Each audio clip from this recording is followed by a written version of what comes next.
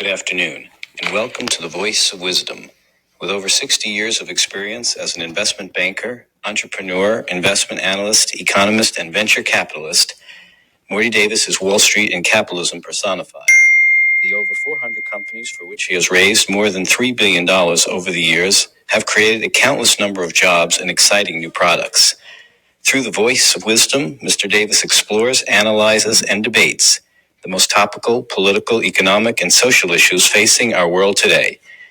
Joining Mr. Davis today for a discussion on the issues putting the world on edge is Len Carter. Len is an investment banker, business consultant, and private investor. And now, Mr. Davis and Mr. Carter. Welcome back. It must be Wednesday, 6:30. I'll get the time right. Wednesday, every Wednesday. It's 3:30 in California. That's it. I almost got it. You were giving them California time. Yeah, I'm like a busted clock. That busted clock is right twice a day. People say, "What do you mean by that?" It's got to hit your time. Yeah. So I'm the same. I get it right. Anyway, 6:30 Wednesday. I'm delighted to be back with you all. You guys give me so much pleasure, even when you disagree with me, and often, especially when you disagree with me, because you give me new insights. Not all of you. Some of you just are cruel and say it in a nasty way.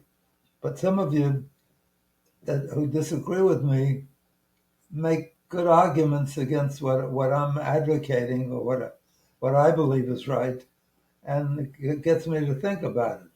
It doesn't mean that I changed my views, but at least it makes me realize that there's more than my way of thinking about it.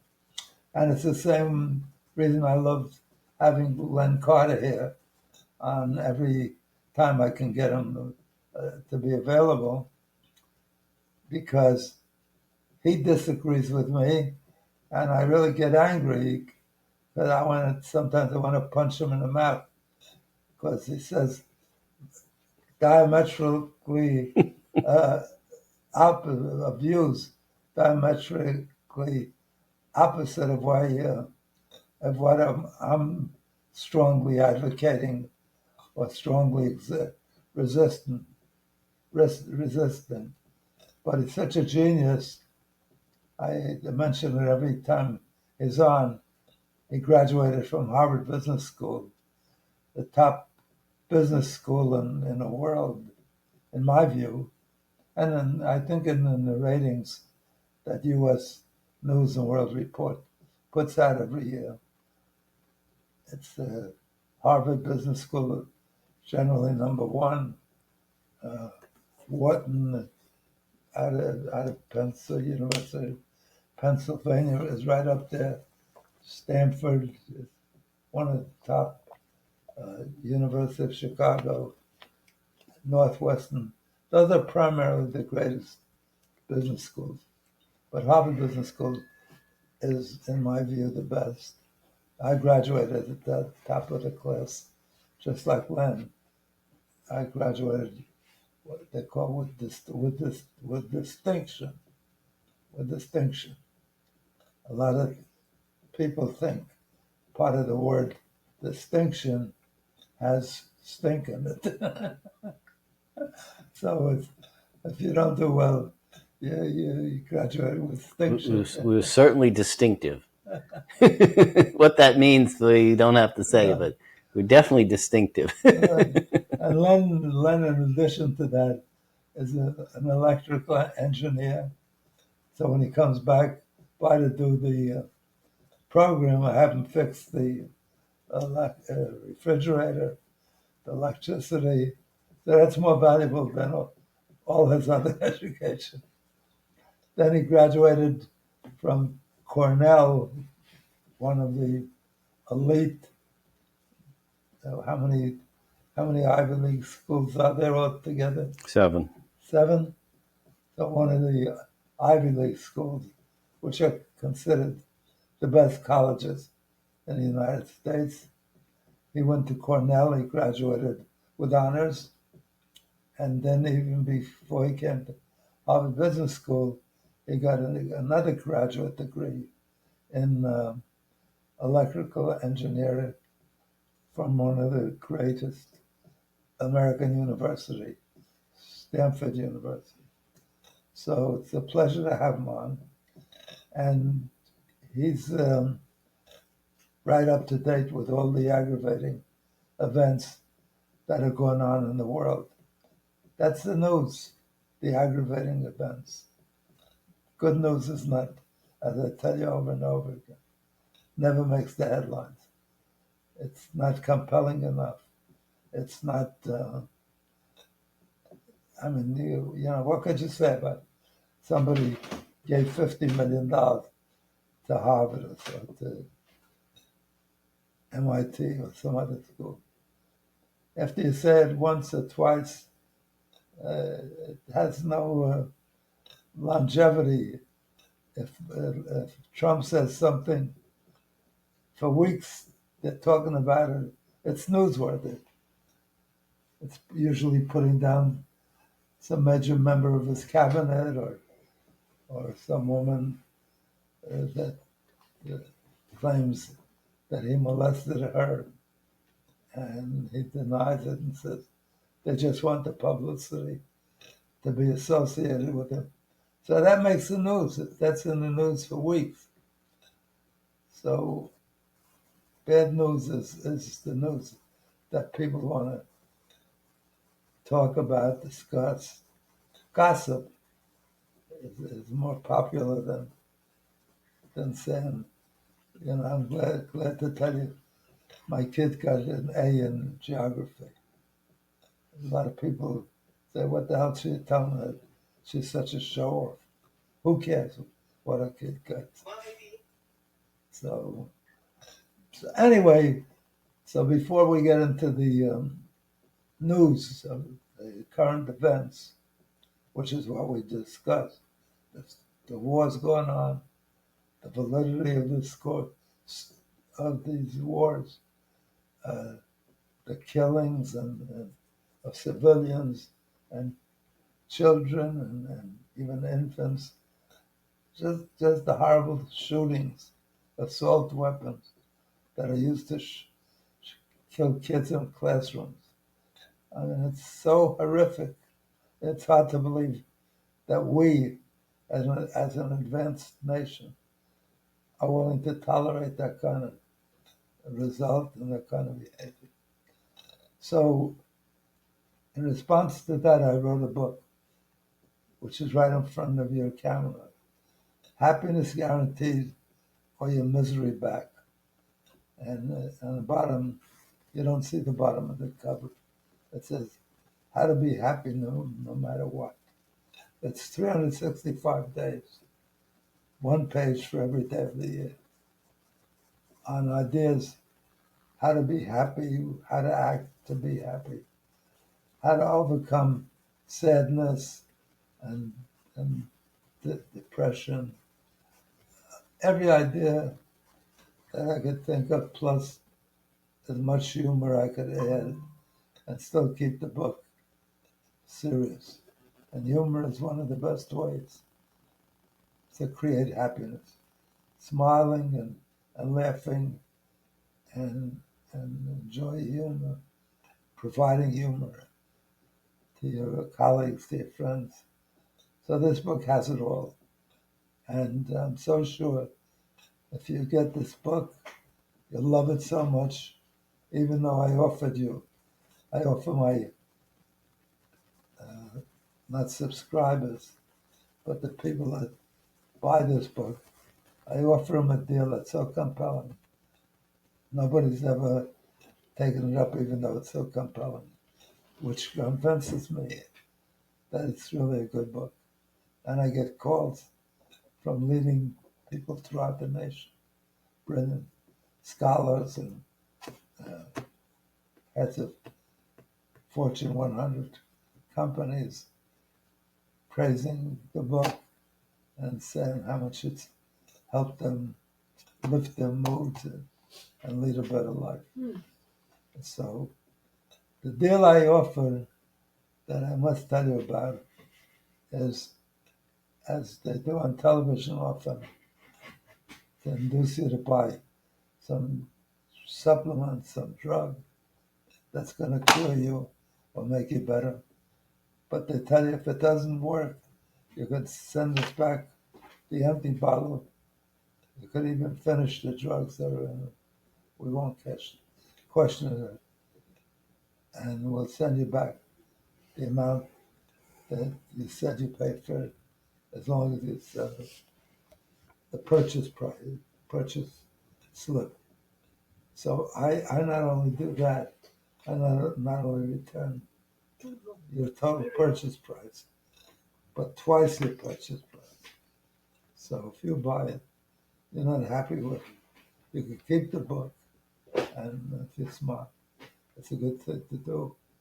and get double your money back, double what you paid. So, and the only thing I want to leave you with one thought that's in the book, and I like to repeat it, and that's this. And I'm going to hold you to it. I'm going to come and get you. I'll find you if you don't adhere to this rule and this demand, this mandate. I'm telling everyone in my audience, you make yourself happy. You're going to be with yourself 24/7. Nobody else could do that for you, because you could get away from others and be alive. And be alive and still, even if you're upbeat, you can use a half hour a day, 10 minutes a day, or 10 hours a day to make yourself miserable by suddenly focusing on some tragedy that occurred in your life, some adversity, some disappointment, some failure. We all go through it. That's life. So I'm asking you, don't let that happen to you. The minute you're unhappy, make yourself happy. Do something to make yourself happy. I repeated this in the past. So most of you have heard this. But, read a good book, see a good movie, visit a friend who's going to give you a lift because he cares about you. And he'll tell you things that excite you about the future. So you forget about the current headaches or past headaches. So what I said, for me, why that works instantly is when I'm depressed and I'm thinking about the money I lost in the stock market stupidly when I know I should have sold in the stock or not bought it. And I beat myself up and say how dumb I am. And it depresses me. So we all go through adversities in life that hits us unfairly, or I don't know, I can't say fairly. A rabbi wrote a book. He lost a wonderful son who was going to be bar mitzvah. That summer he kept him home from camp, and he stayed with them, talked to him all in preparation for his bar mitzvah. At 13, a boy in the Jewish village becomes a man and takes on the responsibilities, the duties, the obligations to do good things, to avoid doing bad things. So this rabbi was preparing his son for the celebration that occurs on a bar mitzvah boy, 13-year-old Jewish boy, becoming 13. And the boy died just before his bar mitzvah. The father was so devastated. He said, to my knowledge, there was never such a wonderful young man as my son. Warm-hearted, giving, kind. And he didn't understand why somebody like that, why God has to take them away. And so he wrote a book called Why Do Bad Things Happen to Good People? And it was more of a, it's not an explanation. It's almost like going through psychoanalysis on his own mind and dealing in the process with God's punishments or misunderstanding, our misunderstanding of those punishments. So I'm telling you, you better be happy, because that's the one thing you were put on this world to be happy and to make the world a better place. You do that by smiling at people, helping them people, being nice to people. And so if you're not nice and not happy, I'm going to come out there and get you. I'll get your address and I'll find louder. Oh, I like talking to myself. Okay. Anyway, I took up enough of the program's time, the podcast's time. I want to let my guest open up the discussion of what's going on in the world. And maybe we can propose or suggest ways To fix everything. to fix it. The obligation of man. One of the things that I've been working on doing the right thing since my bar mitzvah at age 13, and I haven't made it yet in the 40-something years since. The reason you should be happy from the very beginning is that God put you on this world and gave you life. Nothing is more valuable than life, and the ability to bring other people into the world, children, to make love, to have love. So these are all pluses. But the most important, God says, you're made in my image. We're all made in God's image. So we gotta appreciate that and act in accordance. And we're gonna be better. We're gonna make the world better, change the world, make it a better place for the Jewish people and indeed for all humanity. So be happy. Don't worry. Be happy. Don't worry. Smile. So if today's topic were on the Family Feud, it would be name something which puts the world on edge. So What does that mean? So what are some things that put the world on edge these days? And we have a lot of them. One, a market disruption. Earlier this week, we see some worrisome signs in the Middle East. So those are the two big things. We'll start maybe this week. We saw the markets finish on Monday with the worst day since 2022, following last week's weak job report and a jump in the unemployment rate. So with that as a background, and then Sunday our time, or Monday in Japan, we saw a huge sell-off in the Nikkei, worse, I think, since 87. So that set the stage poorly for Monday, which was a big sell-off. We could talk about today, following that, some rebound. Is it a real rebound or a dead cat bounce? But so now people are saying, what does it mean, and how did it happen? Some people say, well, the Fed waited too long to start cutting rates. Should they have cut in July when they held it steady? And then, should or will they have an emergency cut, which they do very rarely. I think the last time they did it might have been like at the start of the pandemic when there was a huge disruption and a big half a point cut or a full point. I don't know. It was a big cut. So do you think they waited too long or they're still on the right track? Because the next meeting, I guess, won't be until September. So the earliest they could do something would be September unless they had an emergency meeting. So what are your thoughts from the many Fed cycles you've seen over the years? It's true.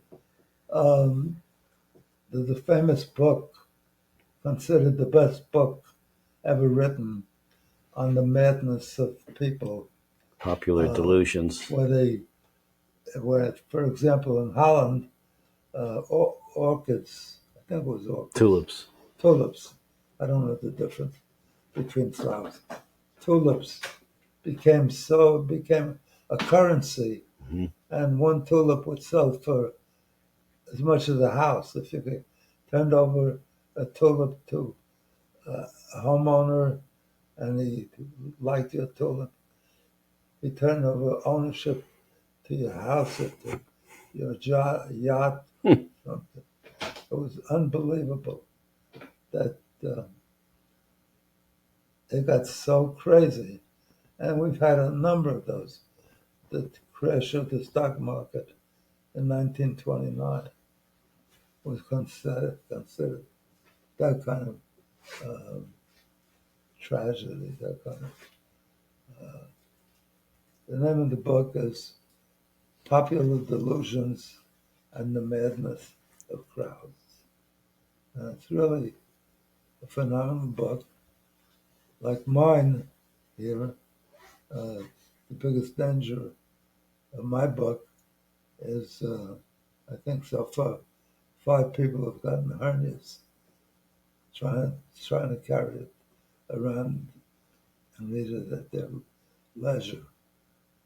So people come to my office in recent years, or recurrently over the years, and it's so broken up. One guy comes in and he's devastated, he's suicidal.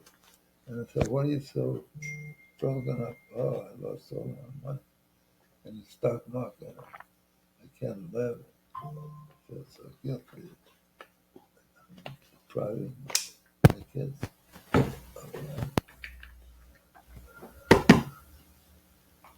some of the blessings. I'm depriving my kids of the joys I plan to give them with this money and the security and so forth. So I empathize with the guy because he's lost his money, and it's not easy to lose a lot of money, especially if it took you a lot of years to make it and you were lucky enough to make it. It's unbelievable that people commit suicide over losing their money. So I tell them, I try to encourage them. It's hard to do that, but I said, I want to ask you something. Do you have any children? Well, in most cases, they say yes. And I say, how many kids do you have? Usually, they say something like 3, give or take. And I said, what do you have, boys or girls? I'd say 2 boys and 1 girl. I said, if somebody came to you and said they would give you $1 million, $1 million, just turn over your daughter to them. He's from India, going to take her back to India, and she's going to work as a slave, as a prostitute, or whatever, and you'll keep the $1 million. You won't ever see her again. And would you do that for $1 million? And I said, no, I wouldn't do it for me. I said, there you go, you're worth at least $1 million. Or would you do it for $5 million? He says, I wouldn't do it for anything. I said, my God, how much money did you lose? He said, I used to have $12 million. I said, would you sell your daughter for $12 million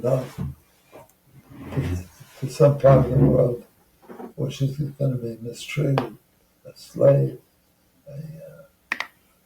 what else do they call it? She's going to be trafficked around. She's going to be rented out for the night. He said, I wouldn't do it for anything. So I said, there you go. You said you lost how much? 10 million, 12 million, 18 million. And you've only going to give away one asset to your daughter. I'm not talking about your two sons or other things that you still love you. And so he gets a frame of reference that he's still got something that's very, very valuable. So maybe let's, back up even for that person who lost a lot of money. What, if you had gotten to that person years before and he was thinking of strategies to invest, what would you tell someone in terms of, strategies to invest to avoid having a situation like that where a market disruption could wipe them out?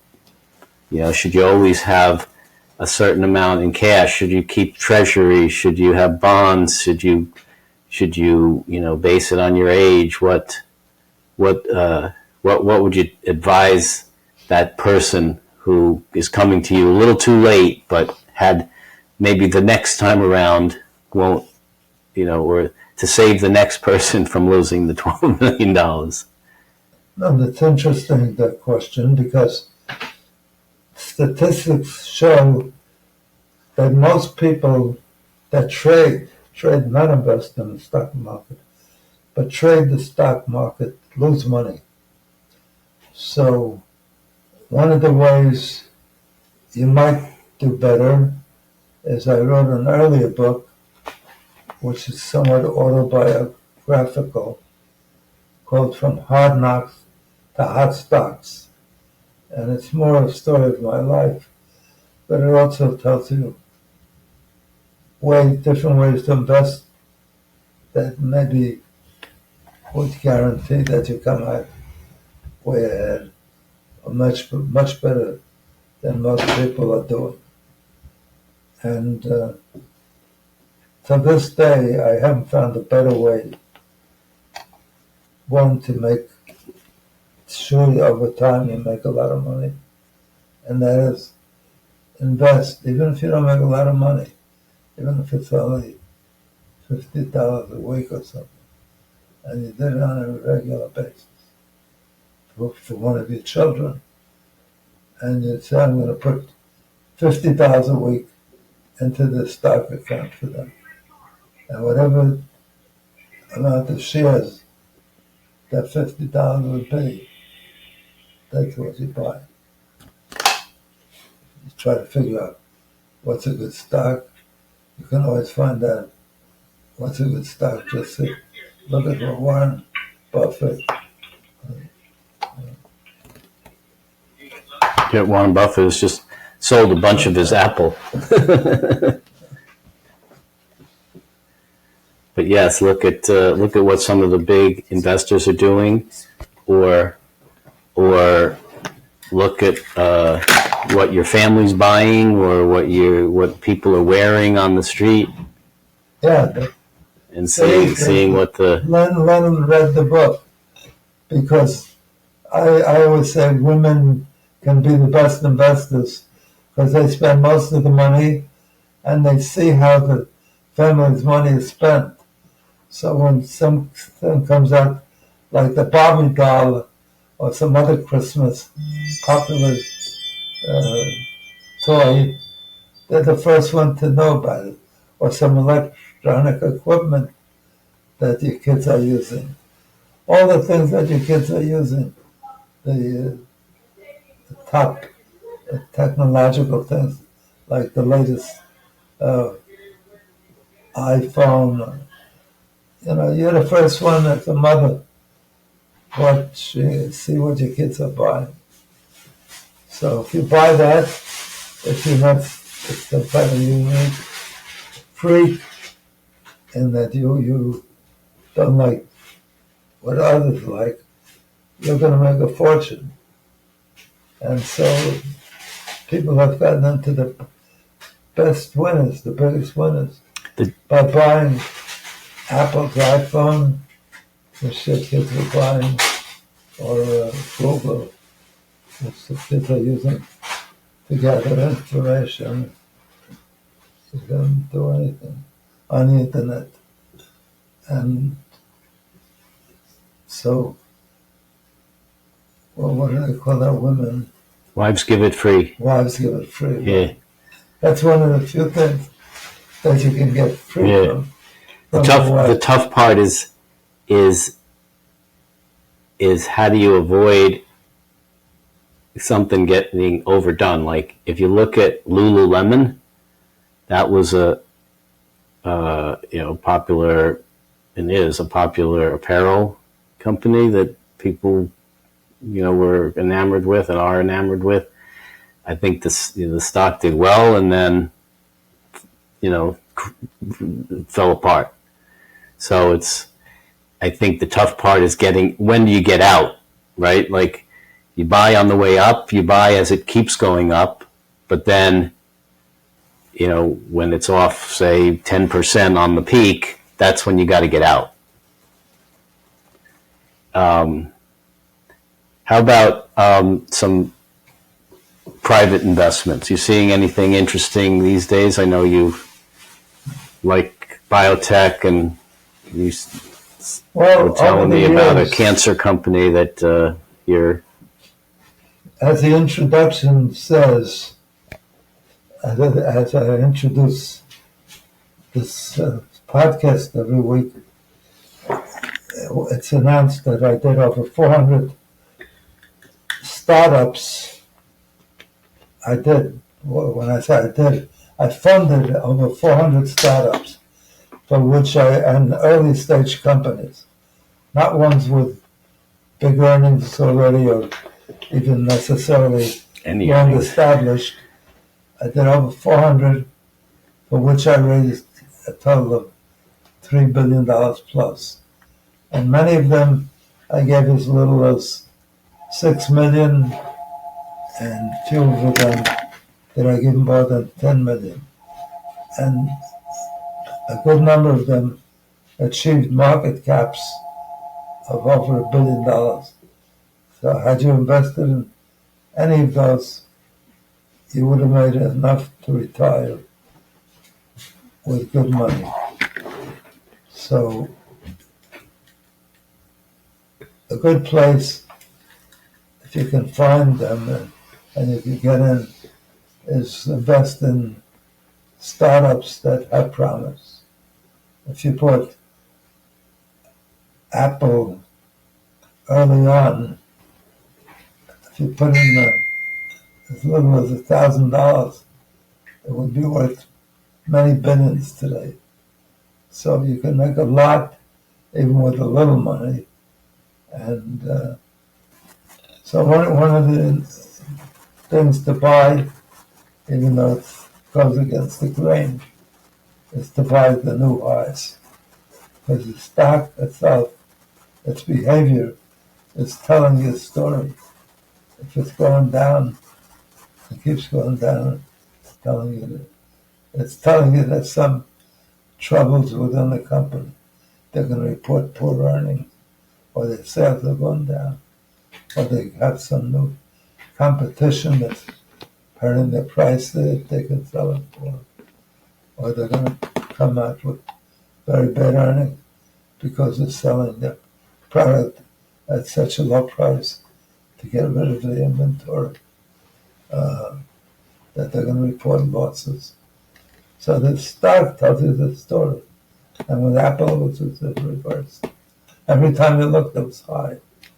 So you say, so I tell you, buy the new high. And I said that goes against the grain.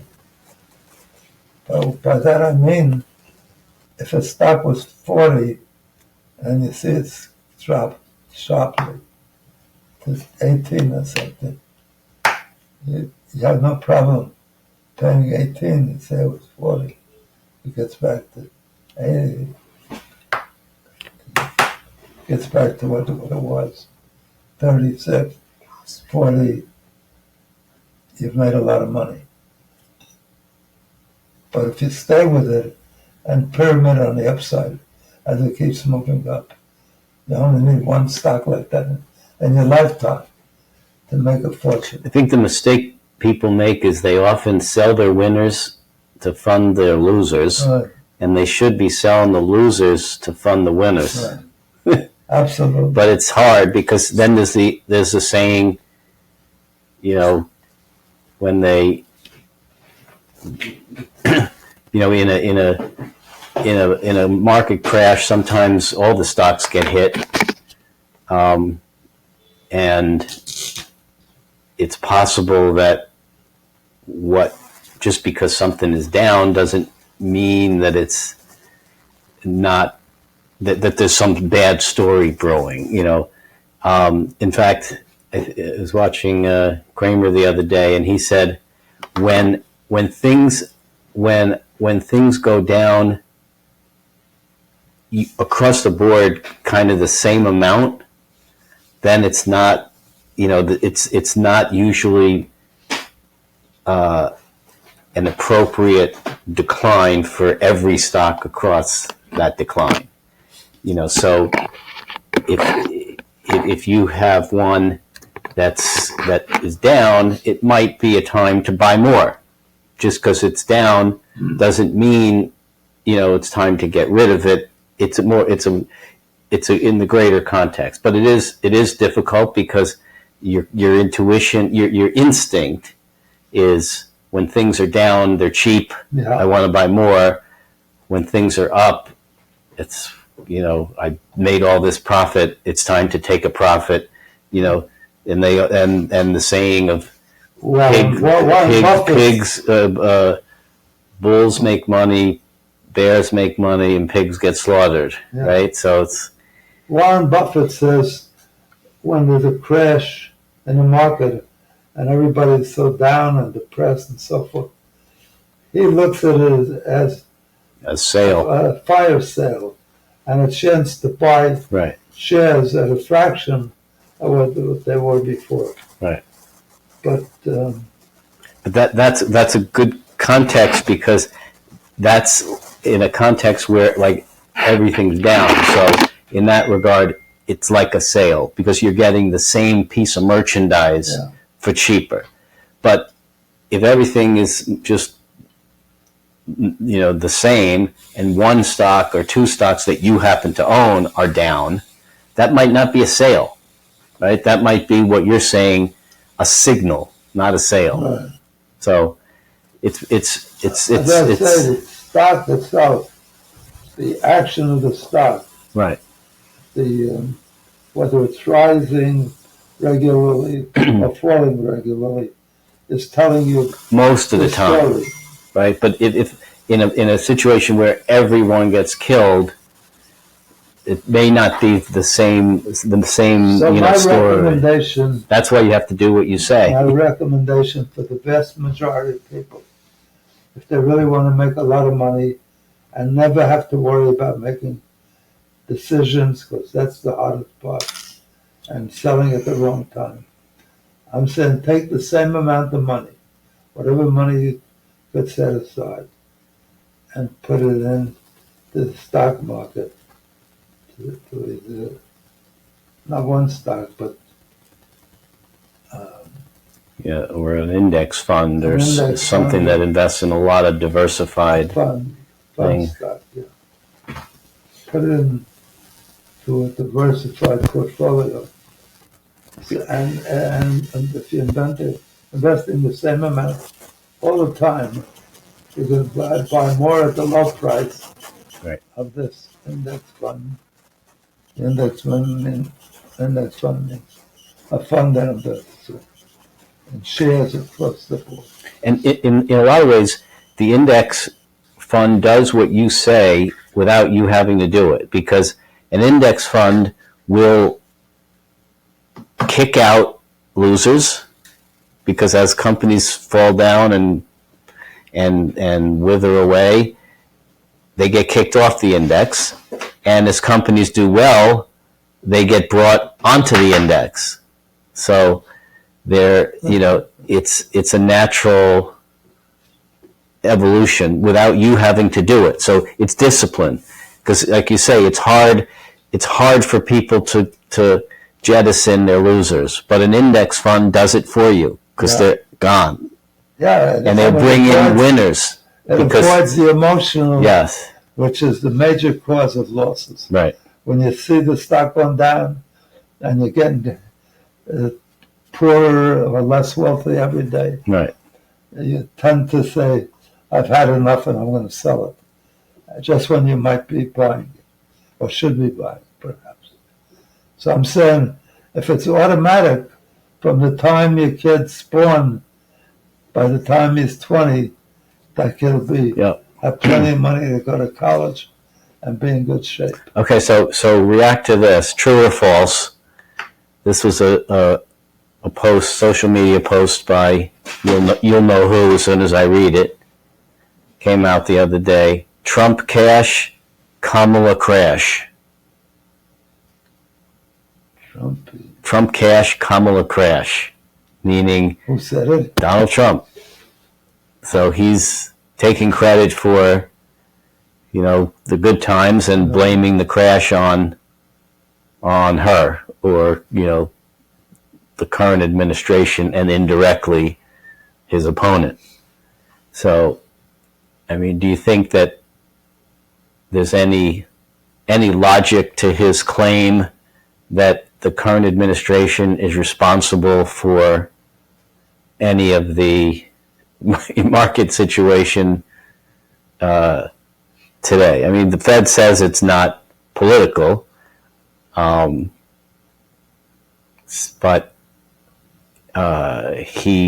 Trump has said he would make sure interest rates are lower. But is that a reasonable statement to make? It's preposterous in this sense. We've had such a good market for the last couple of years, unlike any other market. Incidentally, most people don't realize this, but the market's always done much better under the Democrats than under the stock market, under the Democrats than under the Republicans. They made the wealthy may pay less taxes under the Republicans, but they never make the kind of money they make under the Democrats. Because the Democrats spend money with poor people, with middle-class people, and those people have a propensity to spend. So if they get any money from the government, they spend it right away. They even borrow more. And it makes the guys that own the major companies. Well, in a way, any form of government spending, even if it's not directly in the form of, money to people, but spending on research, spending on, programs, spending on, any kinds of things is a way to stimulate the economy. Any sort of government spending is a stimulus of some sort, even if it's not a direct payment into your pocket. It's a stimulus. So that's gonna drive activity. The big difference is, as most economists call it, the Republicans believe in the trickle-down economics. If you give money to the rich, the economy is going to get better because they're going to invest in their companies, buy more equipment, build more factories, hire more people. And the Democrats traditionally have been advocates of, I don't think you call it trickle up, but of money that goes to the least of us, the the least wealthy and the middle class tend to spend 100% of what they get and even borrow more. And to the extent that they spend that money, the people that own the factories, the wealthy people, get richer because they can sell more of their products at higher prices. So I can't agree more. That trickle down does not work because if you give Warren Buffett or Bill Gates, two of the wealthiest individuals in America, additional money by lowering their taxes, Yeah. by giving them, They're not going to spend more, but they're going to. yeah, But the trickle down could be good for the stock market only because those people with more money are going to buy those sorts of assets. So it can create an asset bubble because when you give that extra money to Gates or to Buffett, that's a good point. they're going to buy stocks and real estate. That's a very good so point. It could be good for those, but it's not good for economic activity. The masses, right? The total of the economy, right? Wealthier. Whenever you do, but that's why tax cuts trickle down, the wealthy do get much richer. Yeah, because so asset markets will benefit. They buy houses, they buy stocks, right? Real estate, yeah. They buy stocks.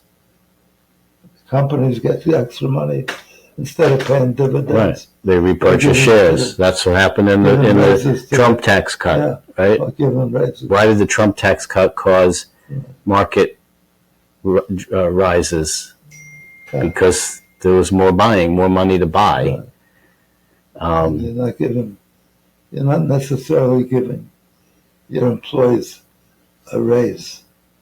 Even when Ford invented or brought out the horseless carriage, they called the automobile in 1800. At the time of its popularity, it's getting the universal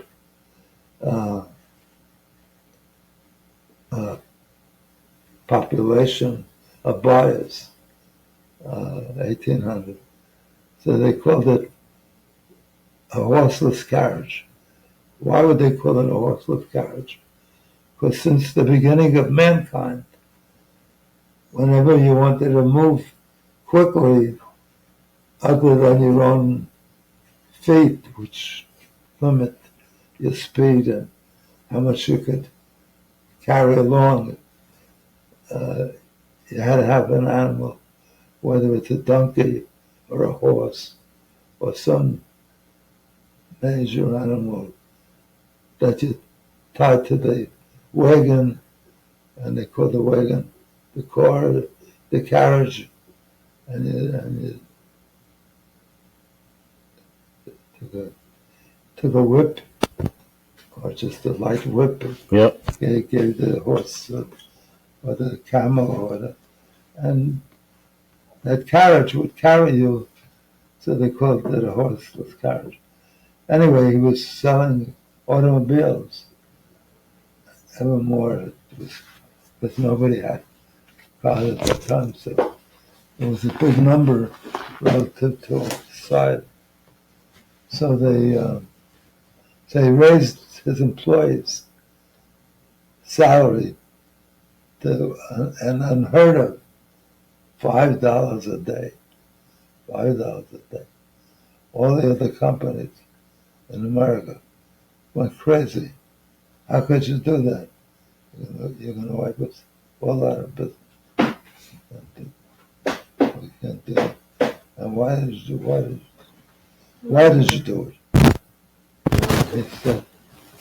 He said, I did it because I got to make sure that my employees have enough money to buy my cars.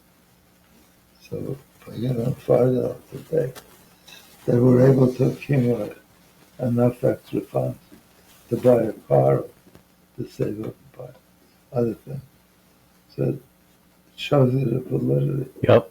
of trickle down. So let's change topics a little to the other thing that's keeping the world on edge, maybe even more so, which is the Middle East.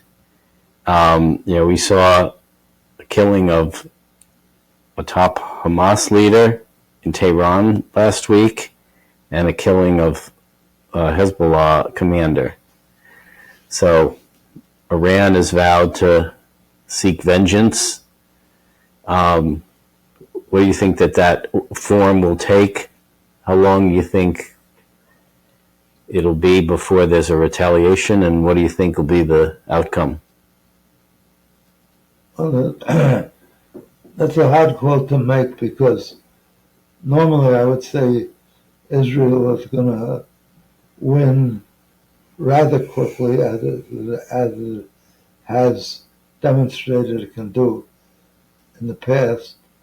In the first years after the UN and Truman authorized the establishment of Israel as a state under the UN, and they were instantly attacked by the Palestinians, who never had a country, never had a government, never had their own currency, but they have it.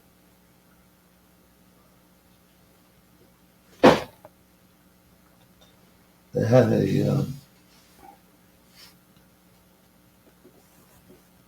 Israel had no country, no government yet. They had no currency. They certainly had no army. And within 35 minutes of their becoming a state, they were attacked by 7 Middle East nations, mostly overwhelmingly Muslim countries, Arab countries. And Israel won those wars miraculously, because without any standing army, they got a lot of contributions from Americans who had fought in the Second World War and still had equipment that they lent to the Israelis or sent to Israel. But it was a miracle. And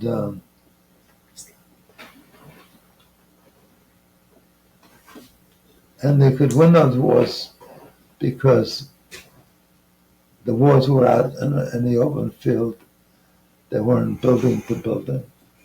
And they could use their advanced knowledge, their advanced equipment, their superior fighting ability. Because in those days, for some reason, Arabs and Muslims were reluctant to fight in the dark at night. It helped Israel. They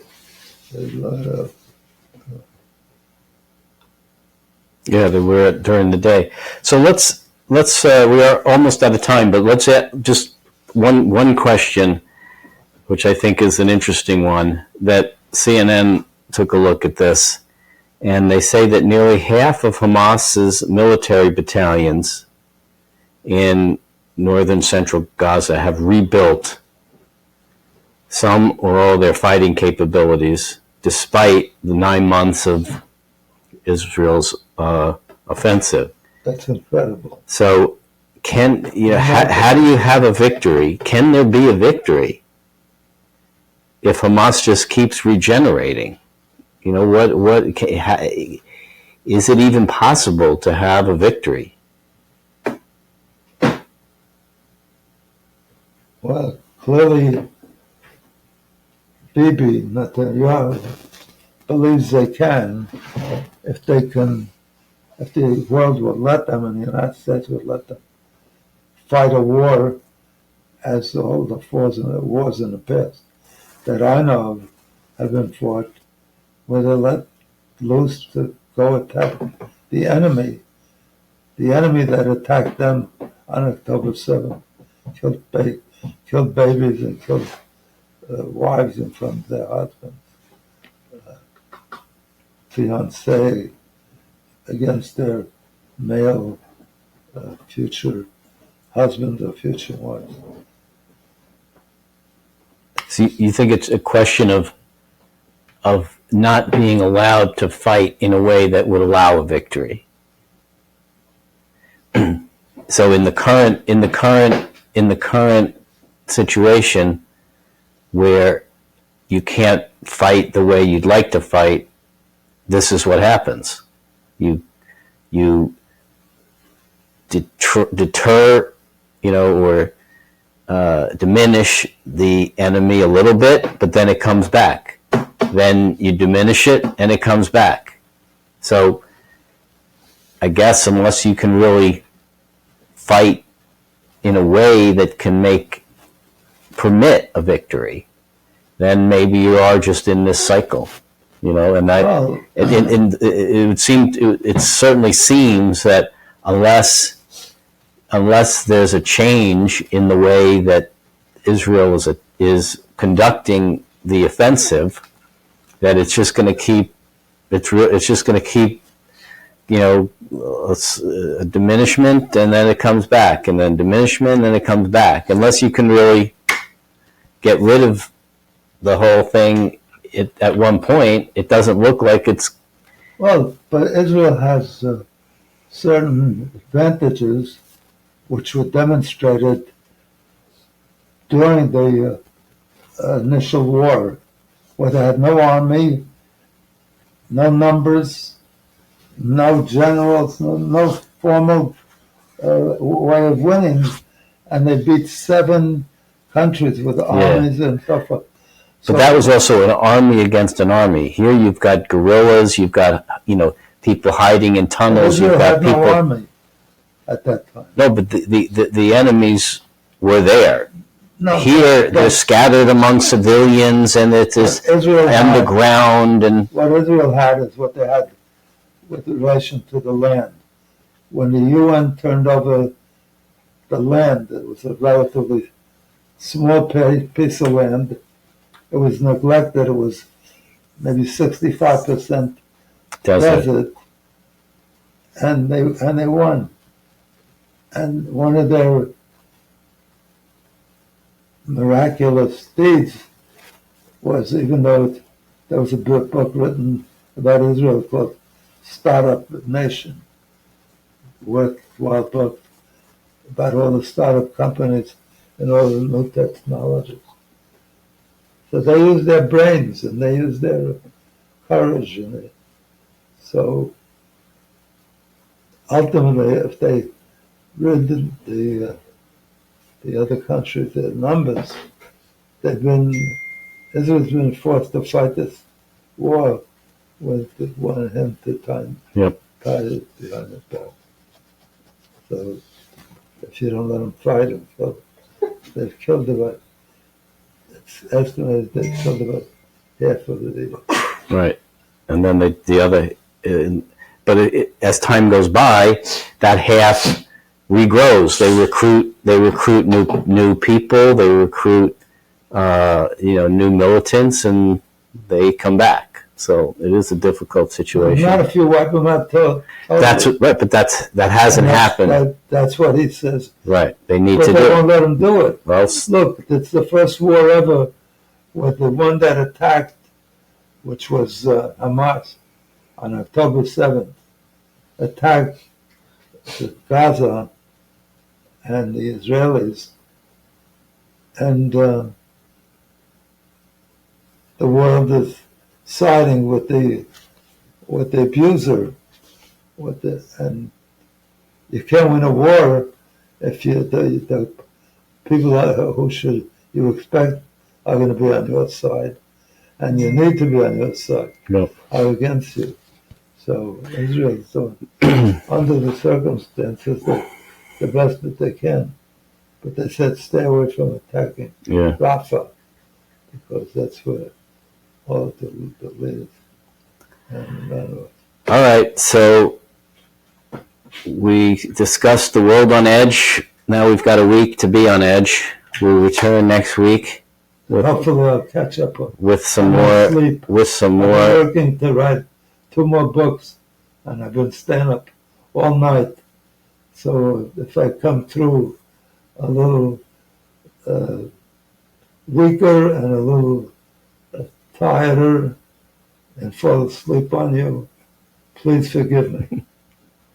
But I hope I can adequately, nevertheless, convey my thoughts in a way that you can enjoy and even appreciate it. Yeah. And again, I want to thank Len Carter for his contribution. My pleasure. Glad to be here. His wisdom keeps me up. And thank you all for joining me Wednesday. Have a great week and a great every day of your life. I love you all. And be happy. Don't worry. Make yourself happy. That's an instruction. It's a commandment. It's the 11th commandment. Be happy. Victim. I'm not asking Thou shalt be happy. Right. I'm not asking. Right. I'm not asking. I'm not pleading with you. I'm saying you got to do that. 5, 5.